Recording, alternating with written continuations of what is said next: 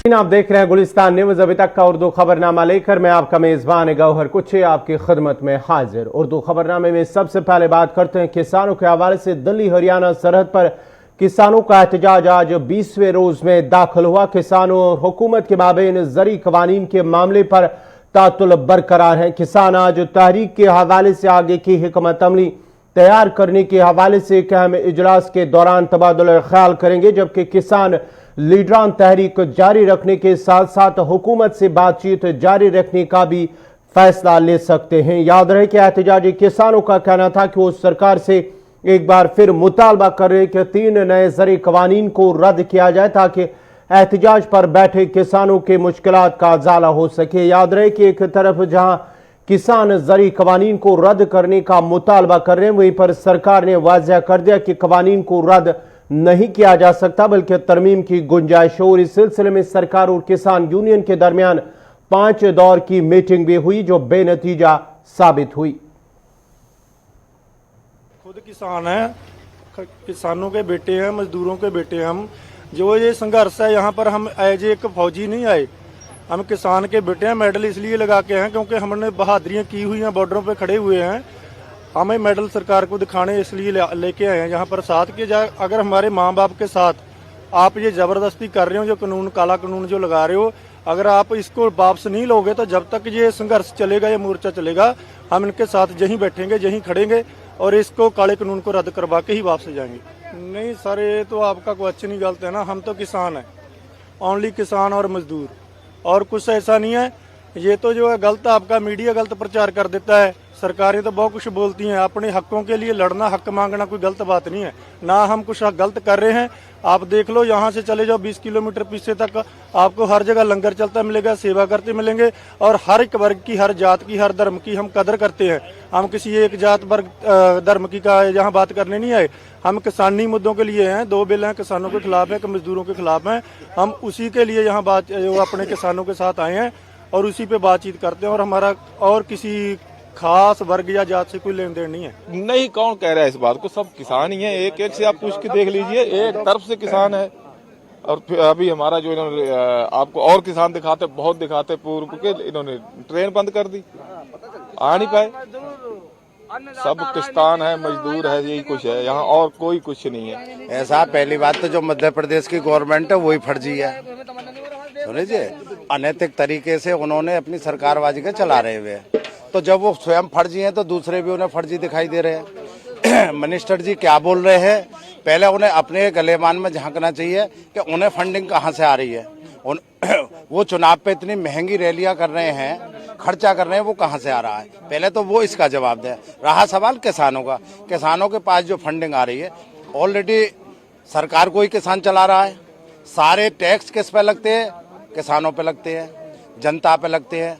तो पैसा जब हमारा उन्हें चला सके, क्या हम अपने आंदोलन के लिए अपना जो है अपने पास से इसकी फंडिंग नहीं कर सके? भाई एक बात बताओ, इतने बड़े पैमाने पे किसान है, 80% किसान यहाँ बोला जाए, अगर 10-10 रुपया भी किसान इकट्ठा करेगा तो बहुत सारा पैसा इकट्ठा हो जाएगा। अगर इन्हें ये लग रहा है कि विदेश से पैसा आ रहा है तो इनके पास एजेंसी है, उन्हें पकड़ने के लिए अपना एजेंसी को छोड़ दे। अगर कहीं से आ रहा है, इन्हें लग रहा है कि गलत पैसा यहाँ आ रहा है, तो ये तो सरकार का काम है, उसे पकड़ना चाहिए ऐसे कि कहाँ से पैसा आ रहा है। तो ये जो बोल रहे हैं वो सही ना है, जो किसान यहाँ बोल रहा है वो सही है। और इन्होंने जो कानून बनाए हैं बहुत ही गलत है, उसमें आज किसान फंस रहा है, कल को ये सारी जनता फंसेगी, इसका असर सब पाएगा। उधर सड़क ट्रांसपोर्ट के मरकजी वजीर नितिन गडकरी ने कहा कि किसानों को समझना चाहिए कि हुकूमत उनके साथ किसी भी तरह की नाइंसाफी नहीं होने देगी। नितिन गडकरी ने किसानों को मशवरा दिया कि वो हुकूमत के साथ आए और उन कवानीन पर मुज़ाकरात करें। उन्होंने कहा कि उनकी हुकूमत किसानों की बहबूद के लिए वक़्फ़ है और अगर किसान ज़री कवानीन के हवाले से कोई तजवीज़ पेश करते हैं तो हुकूमत इससे कबूल करने को तैयार है। पहली बात तो ऐसी है कि जो तीनों कानून जो पास किए हैं, इसका कलम वाइज A1, 2, 3 ऐसा करके पूरी चर्चा किसानों ने करनी चाहिए। हमारे कृषि मंत्री उसके लिए तैयार है। मैं एक सिंपल बात आपको पूछता हूँ कि ये किसान ने अपना माल कहाँ बेचना, मंडी में बेचना या कहाँ बेचना, ये विवाद का विषय है। मुझे एक बात बताइए कि फार्मेसी के दुकान में जाकर आप दवाई खरीदते हो, दवाई की कीमत कौन तय करता है? दुकानदार या कंपनी? आप रेस्टोरेंट में जाते हो, चाय पानी नाश्ता भोजन करते हो, कीमत कौन तय करता है? होटल वाला। आप कपड़े और खरीदने के लिए जाते हो, कपड़े की कीमत वो तय करता है। आप हवाई जहाज में बैठते हो, टिकट की कीमत कौन तय करता है? कंपनी वाला। आप रेलवे में जाते हो, रेलवे का टिकट का रेट कौन है? रेलवे तय करती है। किसानों के कोई उपज के भाव किसान नहीं तय करता। क्या ये ठीक है? कभी 10 रुपये भाव मिलता, कभी 2 रुपये किलो मिलता। किसान मंडी में जब माल लेके जाता है तो बिचौलिया होता है, दलाल, वो या व्यापारी तय करता है। अब मुझे बताइए, मेरी नागपुर में खेती है और मैं पहले मार्केट में अगर अपनी सब्जियां ले जाता था तो जो दलाल बिचौलिया जिसके यहाँ बेचता था उसको मुझे 8% मेरी टोटल कॉस्ट पे कमीशन देना पड़ता है। अब मैंने एक नागपुर में ही राणा प्रताप नगर चौक में एक शेतकरी बाजार में मैं अभी अपनी सब्जी देता हूँ, तो मुझे 10 रुपये रेट ज़्यादा भी मिलता है और 8% मेरे कटते भी नहीं, तो मुझे ज़्यादा फायदा मिल रहा है। तो क्या किसानों को ज़्यादा फायदा लेने का अधिकार नहीं है? पहली बात तो ऐसी है कि छठे पे कमीशन समेत कई मुतालबात को लेकर दिल्ली के all India institute of medical sciences AIIMS की नर्स यूनियन गैर मुअय्यना मुद्दत की हड़ताल पर चले गए हैं। नर्स यूनियन का कहना है कि जब तक उनके मुतालबात माने नहीं जाएंगे उस वक्त तक हड़ताल जारी रहेगी। एहतजाजी नर्स यूनियन का कहना है कि वह इंतजामिया से बातचीत के लिए तैयार है और मरीजों के लिए उन्हें बहुत बुरा लग रहा है, लेकिन वो मजबूर हैं क्योंकि उनके मुतालबे पर गौर नहीं किया जा रहा है। जबकि 1 माह कबल हड़ताल के लिए नोटिस भी दिया गया, लेकिन इंतजामिया मुतालबात पर समाअत करने को तैयार नहीं है। उधर एम्स के डायरेक्टर ने कहा कि ये नाइंसाफी होगी कि जब मुल्क कोरोना के खिलाफ जंग लड़ रहा है और लोग अपने मरीजों की जानों के लिए दुआ मांग रहे हैं, तो बदकिस्मती है कि नर्स यूनियन ने ऐसे वक्त में हड़ताल का ऐलान किया है।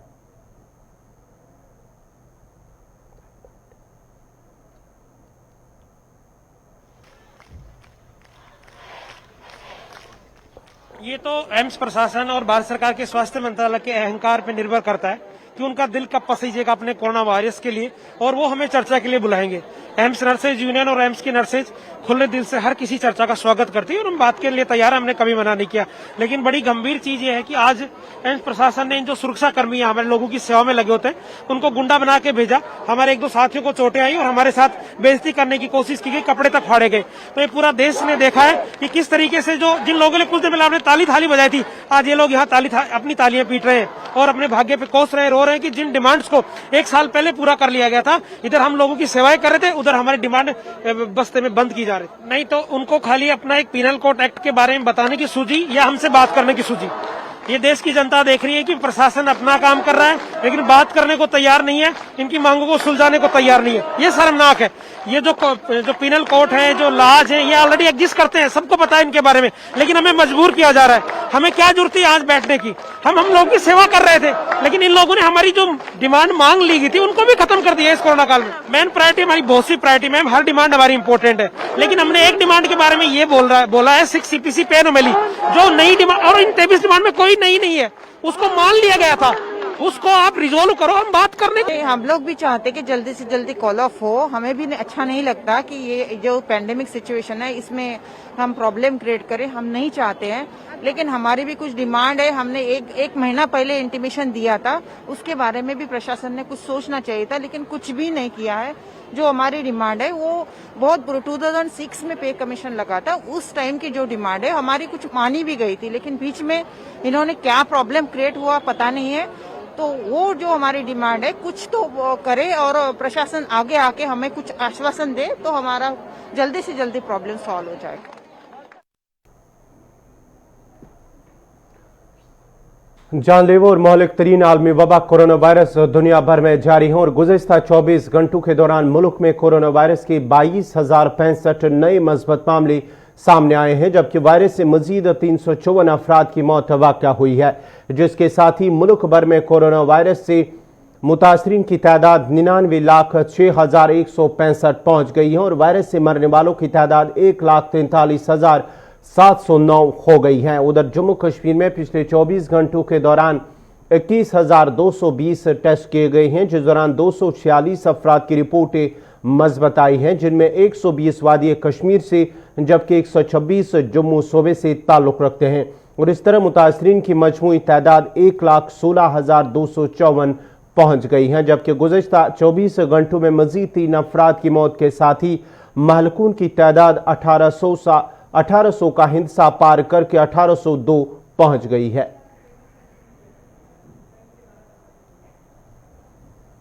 लाइन ऑफ एक्चुअल कंट्रोल में भारत और चीन के दरमियान कशीदगी लगातार जारी है। एक तरफ जहां chief of defence staff general Bipin Rawat ने दावा किया है कि LAC पर हालात मामूल पर हैं, वहीं सैटेलाइट की तस्वीर से एक नया इंकिशाफ सामने आया है और नए इंकिशाफ में चीन अक्साई चीन में हेलीपैड बना रहा है और बनाई जा रही हेलीपैड भारत की BDO एयरबेस के बिल्कुल अपोजिट में हो और 16,700 फुट की बुलंदी पर लाइन ऑफ एक्चुअल कंट्रोल और 255 किलोमीटर की दरबोक शिवक DBO रोड के बिल्कुल करीब है और सड़क LAC के मुतवाजी चलती है जो लेह को DBO से जोड़ती है और हिंदुस्तान के लिए स्ट्रेटेजिकली काफी अहम मानी जाती है।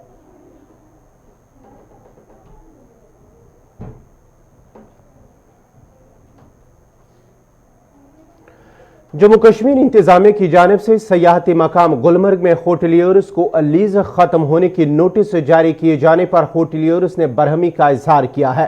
होटलियर्स ने कहा कि हुकूमत को चाहिए कि जो होटलियर्स की 59 साल लीज बाकी है इसे तौसी की जाए। चुका है यहाँ पे प्रोजेक्ट ऐसे किया जा रहा है कि जैसे हम चोर हैं, डाकू हैं। ऐसा तो नहीं है। ये वही होटलियर है जिसने गुलमर्ग को खड़ा रखा टर्माइल के दौरान। मैं भी उठ के भाग सकता था यहाँ से, ये भी उठ के कहीं जा सकते थे यहाँ छोड़ के अपनी प्रॉपर्टियां और कहीं और इन्वेस्ट कर सकते थे जहाँ से हमें फ्रूटफुल रिटर्न्स आते। हमने अपनी जिंदगी खपाई यहाँ पे इस उम्मीद में कि एक टाइम हालात ठीक होंगे और हमें इसका रिटर्न्स मिलेगा। और जब रिटर्न्स आने की बारी हुई तो हमें कहने चलो जी सामान अपना बांधो। ये कैसे हो सकता है? हमारे बच्चों का क्या सोचा है? मेरे बच्चे कहाँ जाएंगे? मेरे से आप मेरी रोजी छीन रहे हो, मैं क्या खिलाऊंगा उनको? मेरा कोई और बिजनेस नहीं है इसके सिवा। या तो फिर ठीक है ये मुझे बोलें जिग से नीचे खुदकुशी करो आप जाके। हमारा हक है, पहला हक हमारा है, यहाँ के होटलियर्स का है। देखिए कोर्ट हमेशा कोर्ट ही रहता है। जो उन्होंने कोर्ट तो एक ऑनरेबल कोर्ट होता है जिसके खिलाफ कोई नहीं जा सकता है। कोर्ट के फैसले सही होते हैं, जो कभी भी हम नहीं कह सकते कि कोर्ट ने कोई फैसला गलत लिया। लेकिन कोर्ट ने कहीं पे भी ये मेंशन नहीं किया कि इनको बाहर करिए। और उसके साथ जो कोर्ट ने यहाँ पे जो ऑर्डर किया था एनक्रोचमेंट लैंड जो ऑलरेडी कंसर्न डिपार्टमेंट ने रिट्रीव करी है। हाँ ये बात ज़रूर है कि जो लीजेस की बात है, लीजेस पे हम लोग कंसर्न ये ना गवर्नमेंट के साथ बात कर रहे हैं, हमारे चेयरमैन साहब बात कर रहे हैं। फैसला हमारे अफसरान नहीं कर सकते क्योंकि ये लीगल मैटर है और इसका हर एक को इंडिविजुअल से ही मिलना चाहिए। हम ये नहीं कहेंगे हम किसी भी इलीगल बंदे के साथ हैं, बिल्कुल नहीं है। लेकिन जो लीगल बंदा है, जो लीगली ऑक्यूपाइड है, जो 50 साल से अलीगली रह रहे हैं, he should not be harassed. So ऐसा नहीं है। We have total regard and total respect for the judgments of the honourable high court and the supreme court, but things on ground have to be done properly as per law. सब जिला बानिहाल का दूर इब्तदा इलाका सराची जहां आज दौरे जदीद में भी आवाम बुनियादी सहूलियात से महरूम है। जम्मू कश्मीर के बिछड़े और दूर दराज इलाकों में सराची एक माना जाता है जहां आज बरसों बाद भी मकामी आबादी तहसील हेडक्वार्टर से करीब 6 किलोमीटर पैदल सफर तय करते हैं। स्कूली बच्चे, अस्पताल जाने वाले मरीज या फिर जरूरी कामकाज के गर्ज से घरों से निकलने वाले लोग सख्त दुश्वारियों का सामना कर रहे हैं। मकामी आबादी को जहां सहूलियात की किल्लत का सामना है, वहीं जंगलात होने की वजह से भी जंगली जानवरों का डर और खौफ आवाम को सता रहा है। हमारे नुमाइंदे आरिफ फहीद ने इलाके का रुख करके चंद लोगों से बात की है। वगैरह की फैसिलिटी है नहीं है यहाँ पे? नहीं है। आप हर बार ऐसे ही बोझ कंधे पे उठाते हैं? हर बार सर, हर बार। ये कितने किलोमीटर से आप पैदल आए? हमारे कम से कम कोई 30-40-50 किलोमीटर। नहीं 50 किलोमीटर तो बानिहाल से है। ये तो यहाँ से 6-7 किलोमीटर जो 5 किलोमीटर। 5 किलोमीटर से 5 किलोमीटर। रोड फैसिलिटी नहीं है ना। आप गवर्नर साहब से क्या गुजारिश करेंगे जिससे आपको रोड मिलेगा? हम उससे यही गुजारिश करते हैं हमें रोड दिलवा दीजिए। सराची का एक छोटा बच्चा देखिए कितना बोझ, और ये ग्राउंड रियलिटी हम आपको दिखा रहे हैं कि इतने नन्हे नन्हे बच्चे भी जो है अपने घरेलू सामान को लेकर यहाँ पर आ रहे हैं। आप कैमरामैन आपको पूरी तरह से दिखाएंगे कि बर्फीला इलाका। आप बेटा नाम बताओ। आमिर साहब, गुड। रोज आप ऐसे ही बोझ उठाते हैं? हाँ। 5-6 किलोमीटर ऐसे ही चलते हैं आप? हाँ। बच्चे बोझ उठा रहे हैं, क्या ऐसे ही मामला है यहाँ पे? लेके मैं आगे गया था, खतरा है रात को चलने को, इसलिए मैं आगे गया। इनको ये बच्चे नीचे से आ रहे थे। जी जी जी। रोड के बगैर तो बहुत मजबूरी है, इधर बहुत मजबूरी है। तो नाज़रीन, आप कहीं ना कहीं देख रहे हैं कि हालात इंतहाई बुरी। सराची के इलाके के छोटे बच्चे 5 से 6 किलोमीटर जो है यानी 90 डिग्री एंगल शार्प पहाड़ियाँ चढ़ते हैं और उसके साथ में यहाँ पर अपना जो घरेलू सामान है सराची तक पहुँचाते हैं। लेकिन बात कहीं ना कहीं करें तो यहाँ पर सियासी तौर बहुत ज़्यादा दंगल होती है। बानिहाल के इन इलाकों में जैसे असेंबली इलेक्शंस की बात करना चाहेंगे, दावे बड़े बड़े किए जाते हैं, लेकिन ज़मीनी सतह पे सराची में रहने वाले लोगों की हालात इंतहाई बुरी है। छोटे नन्हे बच्चों ने गवर्नर इंतजामिया से और लेफ्टिनेंट गवर्नर से गुजारिश की है कि सराची के इलाके में सड़क दी जाए ताकि लोगों की हालात सुधर सके। सराची से कैमरा पर्सन शकील नाइक के साथ आरिफ वहीद, गुलिस्तान न्यूज़। जम्मू कश्मीर इंतजामिया जहां आवाम के लिए हर मुमकिन सहूलियात बहम रखने के बुलंदबांग दावे कर रही, मगर बदकिस्मती से ज़मीनी सतह पर उन दावों के बरक्स नजर आ रहा है। दरअसल नुनर गांदरबल के लोगों ने शिकायत की है कि इलाके में साल 2015 में अस्पताल पर तामीराती काम शुरू किया गया, मगर नामालूम वजूहात की बिना पर आज तक इसे पाई तकमील तक नहीं पहुंचाया गया, जिसके नतीजे में इलाके के लोगों को निजी क्लिनिकों का रुख करना पड़ता है। मकामी लोगों का कहना है कि तिबी सहूलियात बहम रखने के लिए अगरचे चंद साल कबल इंतजामिया ने इलाके में एक अस्पताल पर काम शुरू किया, जिस पर एक कसीर रकम भी खर्च की गई है, मगर बदकिस्मती से अभी तक वो तशरीह तकमील है, जबकि इलाके में तिबी सहूलियात न होने की वजह से कसीर आबादी को मुश्किलात का सामना करना पड़ता है। मेरा नाम शकील अहमद है और मैं यहाँ नुनर में रहता हूँ, हल्के नुनर में। ये हमारा इलाका बहुत बड़ा इलाका है। बदकिस्मती से आज से 5-6 साल पहले यहाँ गवर्नमेंट ने एक बिल्डिंग, हालांकि यहाँ एक दर्द यहाँ रिहाइश पजीर था, गांव वालों ने क्या मानो उसको हलशरी में उसको उठाया यहाँ से, तो उसको दूसरी जगह मुंतकिल किया। तो हमने ये सहूलियत के लिए बनाया था यह अस्पताल, लेकिन बदकिस्मती से 6-7 साल से बना लेकिन कंप्लीट नहीं हुआ। ये बहुत बड़ा इलाका है। यहाँ जैसे यहाँ नुनर है, इसके इर्द गिर्द में बहुत से इलाके हैं, जैसे हमारा यहाँ वरपोश है, सपरगुन है, कौबाग है, अर्ज, बबसपुर, नुनर ए, नुनर बी, नुनर सी, अर्ज, शाहजनाग, बहुत बड़ा इलाका है। और मगर बदकिस्मती से ये बना ही नहीं है। खाली ये बिल्डिंग है, आगे से ये थोड़ा ये बना है और दूसरी मंजिल वहाँ न खिड़कियाँ हैं न कुछ है। और ये भी अब बस अब इसमें कुत्ते और ये जो बाकी कुत्ते वुत्ते यहाँ इस बस इसमें रिहाइश पजीर है, बाकी इसमें कुछ नहीं है। तो हम इससे पहले भी गए, डीसी साहब के पास भी गए और यहाँ 2-3 बार वो दरबार लगे वहाँ, यहाँ गवर्नमेंट ने लगाया। उन्होंने बोला बस फंड्स आ रहे हैं या आगे हैं, बस 5-6 दिन के बाद काम, बस काम तो कभी लगा नहीं। अब इतना ही नहीं, मुसीबत ये है, ये गलत यूज के लिए अब ये बिल्डिंग हो गई है। यहाँ से पता नहीं जुआरी भी चलते हैं, इसमें वो गलत काम भी होता है। अब हम परसों डिपार्टमेंट को बोला है, मेहरबानी करके अब ये खिड़कियां इस पर टीन दे दो और ये बंद ही करो, अब ये सहूलियत की जरूरत ही नहीं है। मेरे पीछे जो बिल्डिंग बनी है हॉस्पिटल बनी है, 2001 से हमें लड़ रहा है। 2011 में इसकी सैंक्शन हुई, 2015 में इसकी ये बन गई, यहाँ संग बुनियाद लग गई 2015 में। फिर आज तक बोला फंड्स नहीं है। मैंने 2 बार कमिश्नर सेक्रेटरी साहब को मैंने पूछा, उसने बोला मैं फंड्स लाऊंगा तो मैं करूंगा इस साल। उसने इंश्योरेंस दिया इस साल 2020 तक ये कंप्लीट हो जाएगी, मगर नहीं हुआ। हमें 7 और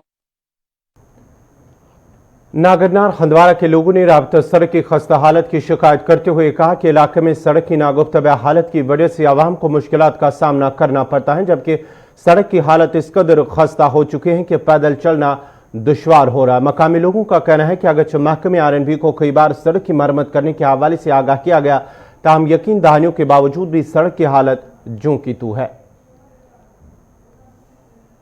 2003 में इस रोड की खुदाई हुई है, तब से आज तक हम सिर्फ मिट्टी में चल रहे हैं कि हर बार जब पार्लियामेंट का इलेक्शन होता है बोलते हैं वोट डाल दो हम रोड ठीक कर देंगे, उसके बाद जब असेंबली का इलेक्शन होते हैं करते हैं हम वोट डाल दो हम ठीक कर देंगे।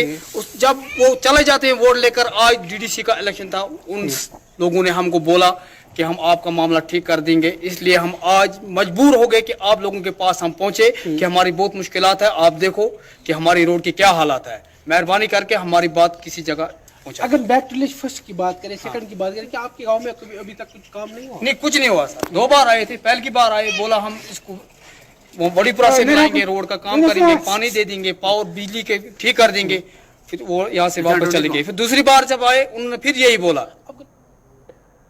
दिल्ली में ठंड के साथ साथ अब भी फिजाई आलूदगी की वजह से आम लोगों को मुश्किलात का सामना करना पड़ता है और अगरचे दिल्ली हुकूमत की जानिब से कई इकदाम भी उठाए गए, ताहम आज भी दिल्ली में फिजाई आलूदगी बढ़ रही है, जिस पर लोगों ने हुकूमत से अपील की है कि वह ऐसे मौसर इकदाम उठाए ताकि अवाम की मुश्किलात दूर हो सके। लोगों का कहना है कि बढ़ती फिजाई आलूदगी की वजह से एलर्जी और दीगर सांस की बीमारियों में मुब्तला मरीजों को मुश्किलात का सामना करना पड़ता है। उन्होंने मजीद कहा कि आम लोगों को भी फिजाई आलूदगी को कम करने में अपना रोल अदा करना होगा।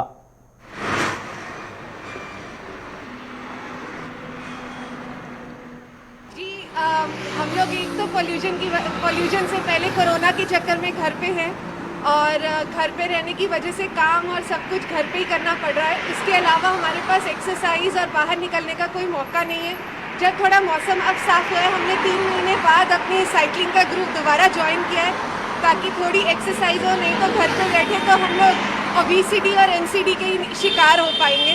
तो मतलब पोल्यूशन के चक्कर में बहुत दिक्कतें तो हैं। बच्चों को सांस की दिक्कत आती है, उनको दवाइयाँ एक्स्ट्रा देनी पड़ती है और बड़ों के लिए जो एस्थमेटिक है, कोरोना ने वैसे ले रखी है और बाहर निकल नहीं पा रहे हैं, तो मतलब दिक्कत तो है ही। आज 3 महीने बाद हम लोग बाहर निकले।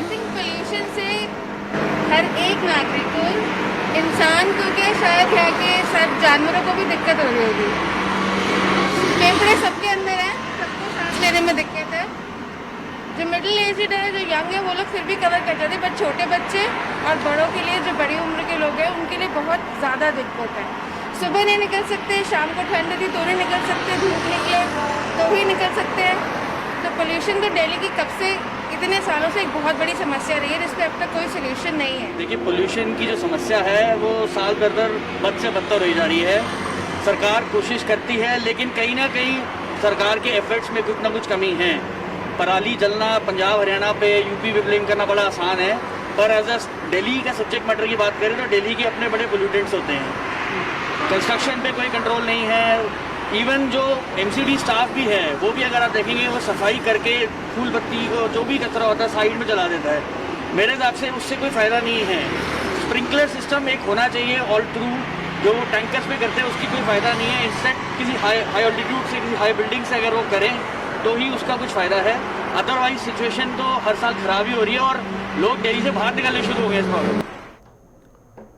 इसी के साथ ही अभी तक का उर्दू खबरनामा इख्तिताम पजीर हुआ चाहता है। अपने मेज़बान गौहर कुछ को इजाज़त दीजिए। अल्लाह हाफ़िज़।